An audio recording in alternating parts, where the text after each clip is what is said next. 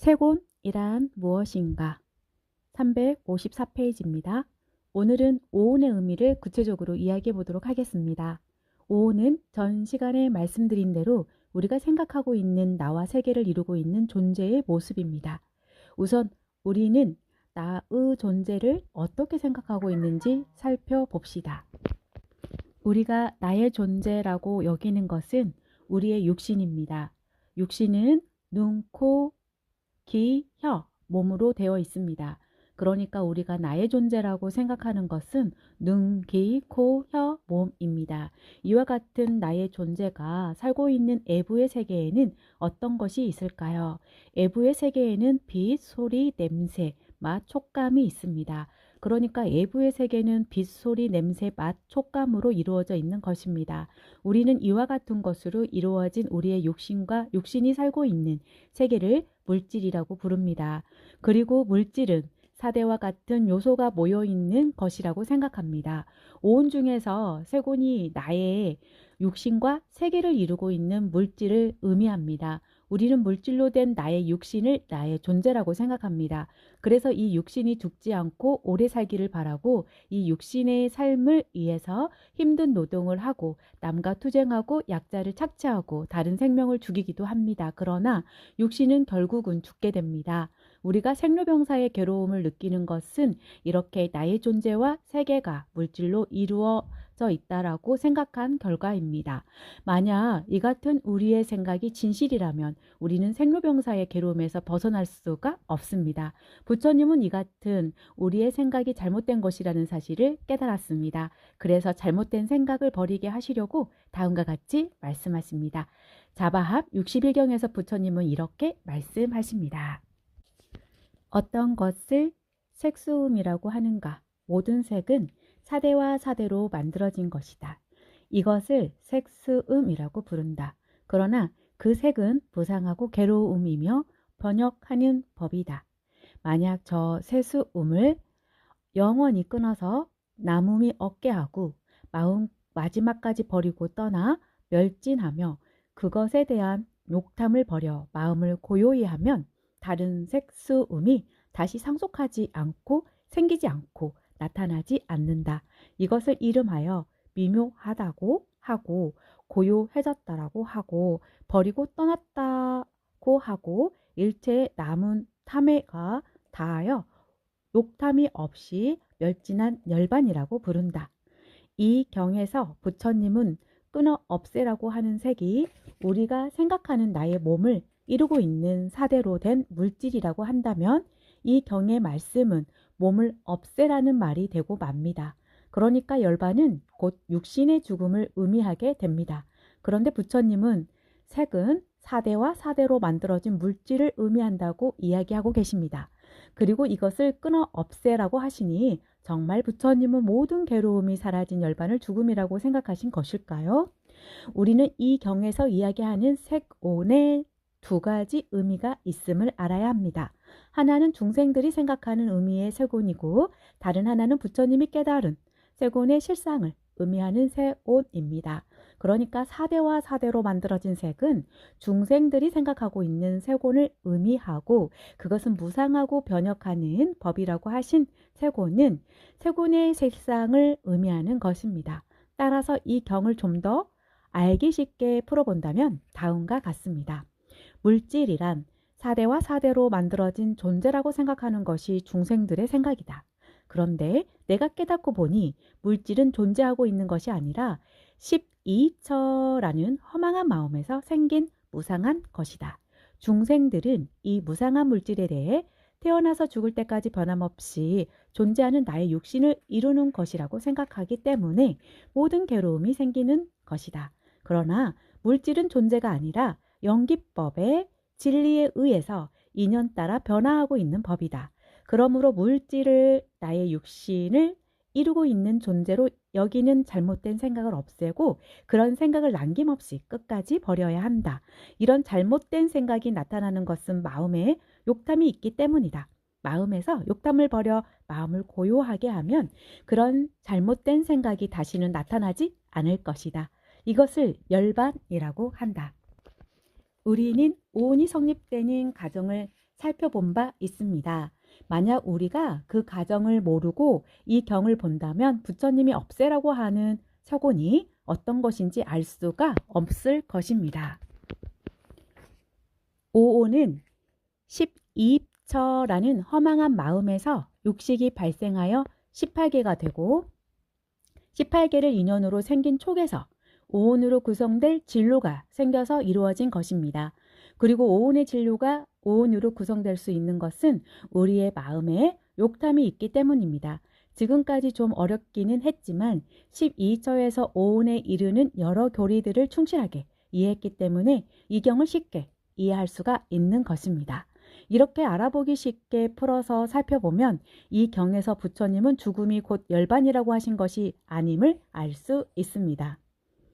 잘못된 생각이 사라져 다시 나타나지 않는 참된 생각으로 살아가는 진실된 삶이 열반이라는 것을 이야기하시는 것일 뿐입니다. 세곤에 대하여 좀 더 자세히 살펴봅시다. 색이 사대와 사대로 만들어진 것이라는 부처님의 말씀에서도 그렇겠지만 물질이 우리의 마음에서 연계했다는 것은 납득하기 어려울 것입니다. 부처님이 색은 사대로 만들어졌다고 하신 말씀을 보면 부처님도 사대를 물질을 이루고 있는 요소로 생각한 것이 아닐까 하고 의심할 수 있습니다. 그러나 우리가 부처님의 말씀을 좀 더 면밀하게 살펴본다면 사대로 만들어진 것이 색이 아니라 사대와 사대로 만들어진 것이 색입니다. 그러니까 사대로 만들어진 것만 색이 아니라 사대도 색입니다. 그런데 부처님이 말씀하시는 사대는 애도들이 주장하는 물질을 구성하는 요소로서의 사대가 아니라 6개의 사대라고 할 수 있습니다. 애도들이 생각하고 있는 요소로서의 사대와 6개의 사대는 큰 차이가 있습니다.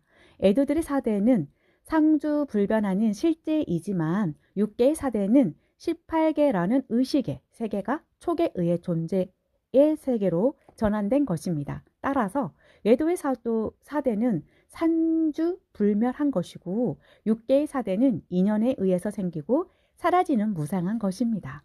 외도들이 주장하는 사대는 실제하는 것이 아닙니다. 단지 외도들이 물질의 실상을 모르고 그런 존재가 있다고 생각하고 있을 뿐인 것입니다.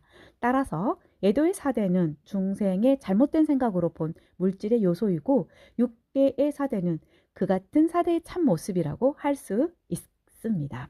부처님은 자하밤 46경에서 우리가 물질 즉 색으로 하는 것이 어떤 것인가를 다음과 같이 이야기하고 있습니다.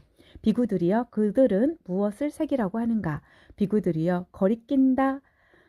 그러면 거기에서 색이라는 말이 사용된다. 무엇이 거리끼는가? 차가움이 거리끼고 뜨거움이 거리끼고 촉감이 거리낀다. 이와 같이 거리끼면 거기에서 색이라는 말이 사용된다. 그러니까 우리가 존재한다고 생각하고 있는 물질은 모두가 거리낌이 있을 때 사용되고 있는 언어일 뿐이라는 뜻이지요. 이 같은 부처님의 말씀은 어떤 의미가 있을까요? 이 경에서 거리낀다라고 하는 것은 보고, 듣고, 냄새 맡고, 맛보고, 만지는 것을 의미합니다. 본다는 것은 여러 가지 색이 거리끼는 것이고, 듣는다는 것은 소리가 거리끼는 것이고, 만진다는 것은 촉감이 거리끼는 것을 의미하기 때문입니다. 따라서 거리낄 때 색이라는 말이 사용된다고 하는 뜻은 보고 듣고 냄새 맡고 맛보고 만져질 때 물질이라는 말이 사용된다는 의미입니다. 그러니까 우리가 물질이라고 생각하고 있는 눈과 빛은 볼 때 사용되는 말이고 귀와 소리는 들을 때 사용되는 말이며 코와 냄새는 냄새 맡을 때 사용되는 언어일 따름이지 실제하는 물질은 아니라는 것입니다. 우리는 지금까지 우리의 삶에서 경험된 내용이 어떤 과정을 통해 오온이라는 존재로 인식되게 되었는지를 살펴보았는데 이 경에서는 그것을 말씀하시는 것입니다. 보고, 듣고, 만지는 삶 속에는 본래 나와 세계가 따로 존재하지 않습니다.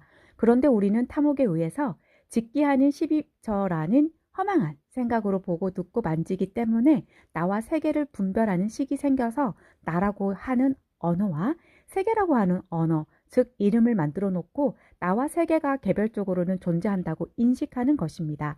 이렇게 식에 의해서 이름이 붙여진 것을 명색이라고 합니다.